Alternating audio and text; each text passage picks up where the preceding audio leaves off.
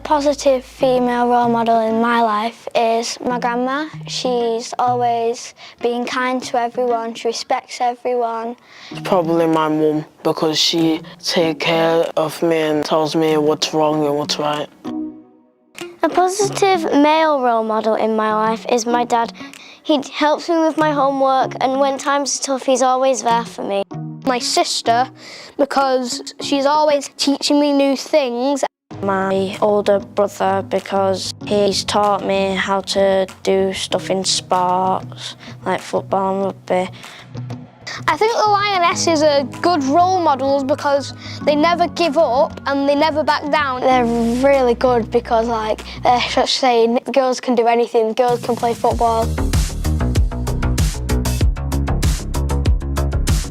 Some of the names that boys typically say to girls are fat or ugly because they just think they're better than them. They could be calling your names, they could be talking about you behind your back.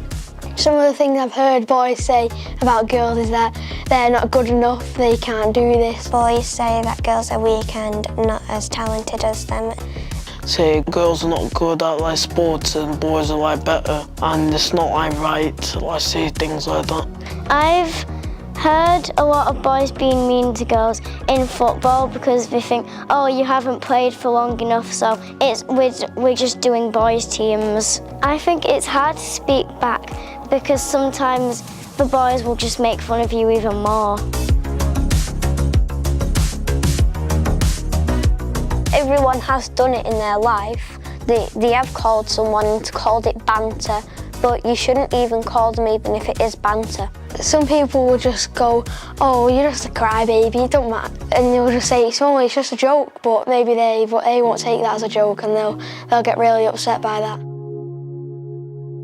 How I feel to them comments are disappointed because I thought boys could respect everybody no matter what gender they are. When I joined secondary school, the language of what the boys used were a lot stronger. They'd show off. It'd make girls feel when they target you more alone. You'd feel very embarrassed.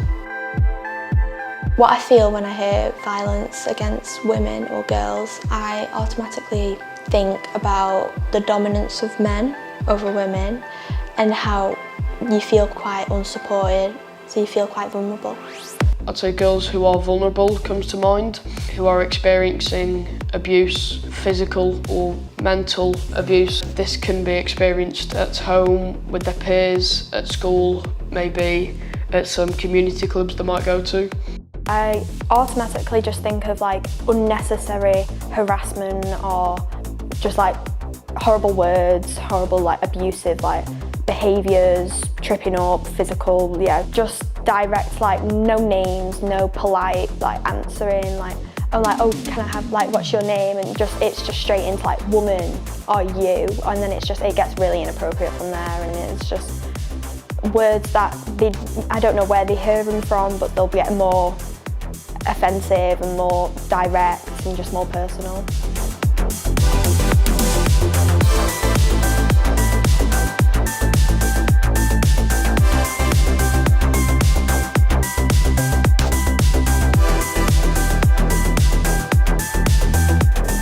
So here in Tameside there's lots of work being done to raise awareness about violence against women and girls. It's not about all boys being bad and it's not about all girls being good, because across boys and girls there'll be a mixture. It's about recognising what the right thing is and how we treat each other with respect, and it's challenging it, because how else do we change that type of behaviour and attitude towards each other if we don't stand up for it? We're starting to see men really taking a stand and challenging and calling out their peers.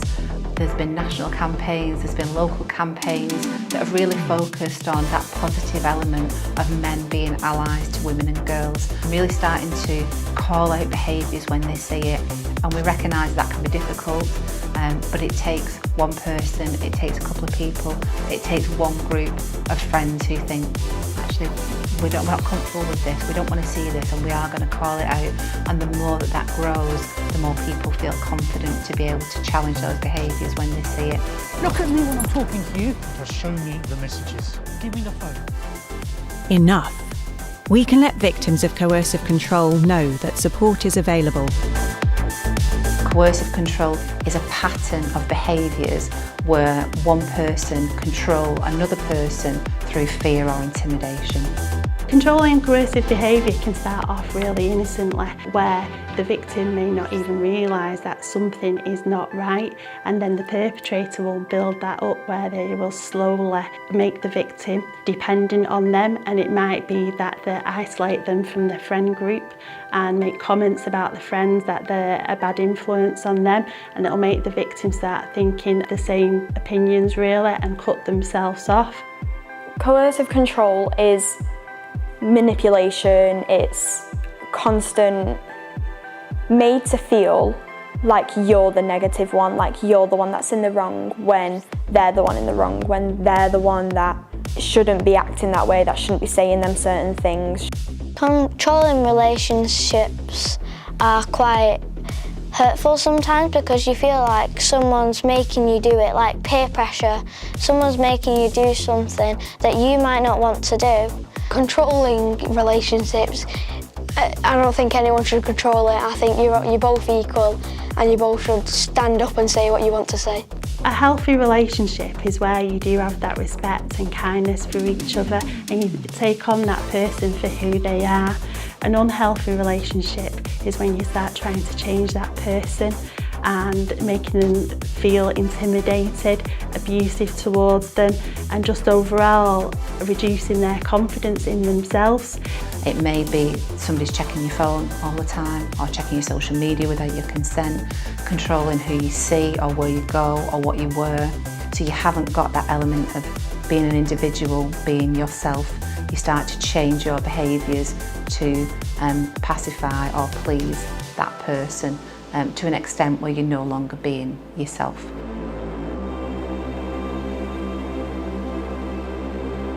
I think peer pressure can be a very tough thing to tackle because you always want to fit in. You don't want to necessarily be sidelined. When it comes to peer pressure, I think boys can be quite vulnerable because nobody wants to be the chicken in the situation. With peer pressure, I think it's a bit hard to get out of because you could have all your friends say something bad about that girl, there you go and do it, and loads of people could be saying that and you can't get out of it. Social media is definitely a massive impact because everyone that watches these Instagram, these TikTok influencers, then they assume that you should act that way. They have a stereotype towards girls that they should be like proper and that thing of like ladylike. It's just like, if it doesn't agree with your personality, like some people might have more of a boisterous personality than other people, but because they've seen these ways, it's almost like, especially boys do assume that you should be a certain way, so they're a bit taken aback when you're not that way. You'll see a lot of YouTubers or influencers that the way they comment on people, we'll see people reacting to certain things and that tend to be like male. I think the name Andrew Tate he's been teaching these boys these bad things. He's been sharing his misogynistic views and then after seeing them, boys have been repeating this, even if they don't really mean it, they just want to be the cool one. You look on YouTube, you see that boys prank women a lot. It is funny for the watchers at times, but if you put yourself in the women's shoes, I don't think you would like it.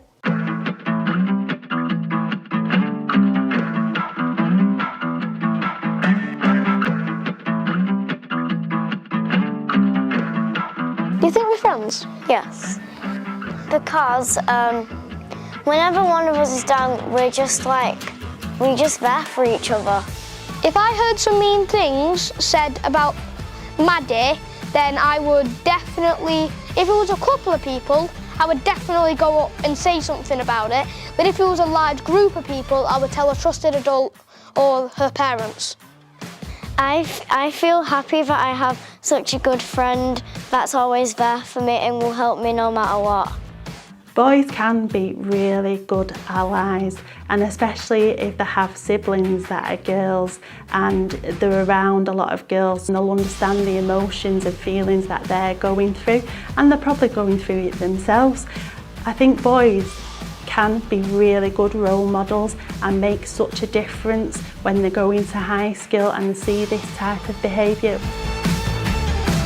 I've got some boys who are friends here. If anyone's like making me feel upset, they'll just say, oh, you shouldn't be saying that, like, it's not nice to say things like that. I hope this film helps boys especially realise how girls feel in certain situations, and they notice the signs of when a girl might be feeling uncomfortable and when they might be feeling like overpowered and a bit like in an uncomfortable situation where they just don't want to be in it. My advice to anyone going through anything like this, whether that be peer pressure, coercion, anything on social media, speak to an adult who you trust. Personally, to deal with it, I speak to my parents if there was a major problem. If not, I'll just say a little thing to the teacher and sort it out.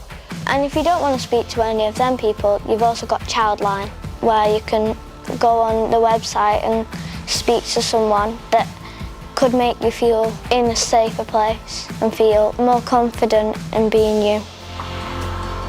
I think being a young man, the best way to be respectful to another person, another young woman or girl, is always to respect their choices.